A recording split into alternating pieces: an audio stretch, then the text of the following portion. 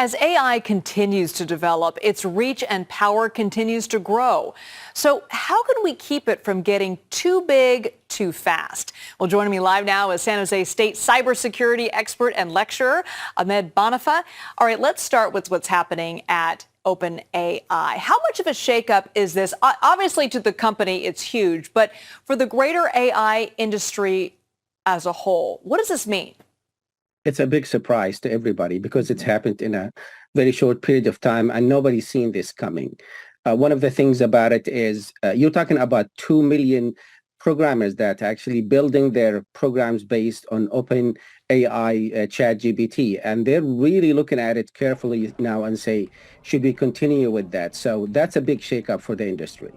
Now, we're hearing from tech leaders themselves, specifically Sam Altman, about how we need to make sure that there's checks and balances with AI. I'm curious, how does this compare with other tech companies, such as social media, when it comes to taking a proactive approach to regulating the industry? Well, it's really a smart move from the AI industry and specifically from Sam Altman to talk about it, talking about regulation, talk about guide rails, talking about guidelines and checkpoints to make sure that's not running out of control. The reason for this is happening in a very fast, at a very fast speed and a very short time. This month is the anniversary of the introduction of the ChatGPT, and we are talking about something becoming part of the lives of so many people. So what he talked about it is we need some kind of regulation to make sure that's not going out of control or abused by people to make, bad acts or bad things. Now, it's important to note that this isn't the first time AI has been around. It's been developed for over 15 years, but just now it feels like folks are starting to pay attention. Why do you think it took so long? Why now? Well, that's a very good point, Liz. Here's the story of the AI. AI started in the 1940s, and then it went through something called winter AIs, period, where people forget about it. It's not working. Now, there are three factors that made it so powerful and made this big splash the past few years.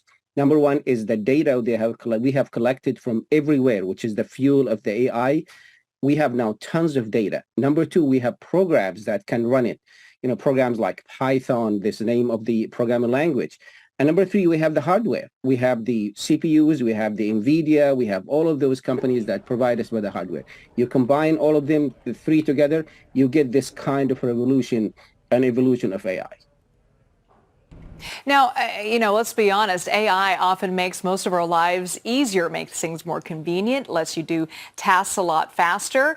I'm curious, though, with the pushback of concerns about artificial intelligence, because it seems with so many of these different programs, people want the convenience. Is progress just inevitable? Do we just have to resign to the fact that AI is here to stay? It's going to get even more prevalent in our lives because, frankly, it makes doing everyday tasks just much more efficient.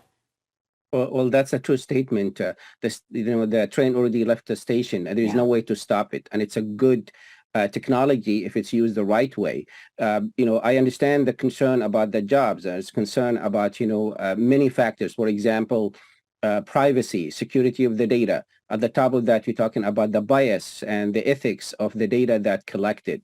One of the things that people can do is to upskill themselves, meaning you have to get yourself with this wave of AI and see how can you really benefit from that. You don't have to be a software engineer. You don't have to be somebody in technology to use or to be trained for AI. There are so many tasks that can be done by AI. You don't have to have a technical background. Right. All right, Ahmed Bonifa, thank you so much for joining us. Some great insight. I'm sure as all these news stories develop, we're going to be checking in with you a lot more. Thanks so much. Thank you.